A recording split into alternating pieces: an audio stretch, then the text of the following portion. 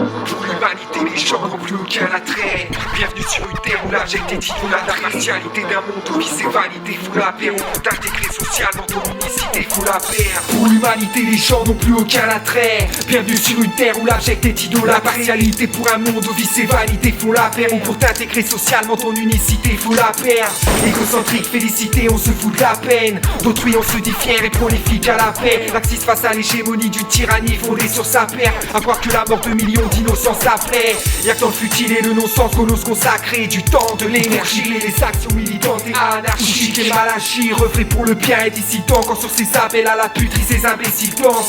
Inconscients trouvent même plaisir dans leur pénitence. Quand limités au matérialisme et leur existence. Pour rester libre avec leur rite, il faut prendre des aussi vrai que le will avec le mensonge ne peut qu'être en discord. Aux antipodes des pires ignorants qui se conduisent comme des clones à l'abîme médiatique, l'idiotie dans le ridicule. Admiratif et fier de s'en montrer conforme. C'est dans la gloire de sa bassesse que la lâcheté vient trouver réconfort. Et c'est ainsi qu'un amour pour l'exécrabilité prend forme. Que la déraison trouve facilité à renvoyer le temps. L'obscénité procure à l'homme un sentiment de force. De son autocritique l'absence qui inconsciemment l'offense. L'offense d'amour de ce monde de vie c'est le moteur. On cherche ailleurs alors que le maléfice est dans nos cœurs.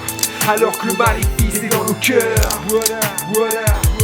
Moi, le sionisme, je le définis simplement comme une maladie mentale. Une maladie mentale dont les symptômes sont divers et variés et extrêmement simples à détecter, c'est-à-dire un amour inconsidéré, un amour infini de la honte et du déshonneur, c'est-à-dire qu'il n'y a plus de vasodilatation faciale qui amène la rougeur du visage quand une situation inconfortable arrive, pas du tout, le regard est stable, il n'y a pas de problème, c'est complètement fou, une mythomanie, le sioniste est mythomaniaque, il adore mentir, il se gonfle d'énergie en augmentant ses mensonges, et ces mensonges n'ont aucune limite, absolument aucune limite, ni en quantité ni en qualité, quoi. C'est vraiment la fabulation monstrueuse. Le sioniste est hystérique, totalement hystérique, il ne se retient pas, un sioniste, je dirais même souvent, ça bave, quand ça n'a plus d'arguments, ça s'emporte, ça crie. Souvent aussi, il y a quelque chose d'assez extraordinaire, c'est que le sioniste remet toutes ses fautes sur l'autre. Voilà. Ça c'est aussi un symptôme extrêmement important, c'est de remettre tous les défauts et la bêtise que l'on constate sur soi-même, de la répercuter sur la personne d'en face. Voilà.